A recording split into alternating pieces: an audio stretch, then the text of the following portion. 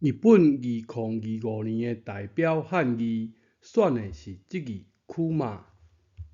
库马闽南语讲熊，为何动物的熊甲熊熊大火是同一字呢？先来捌这字灵，首先月毋是月咯，是大裤柴，正边是上行的笔，是甲柴贴起来，贴像烽火台，丝就是像烽火台的台。综合起来，灵的意思就是会使烧真久的柴，就是有能耐、有大才，就是有才能。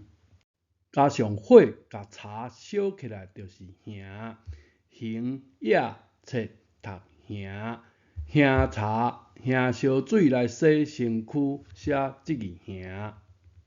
当面的熊嘛爱燃烧真久的体能，所以同款写这字熊。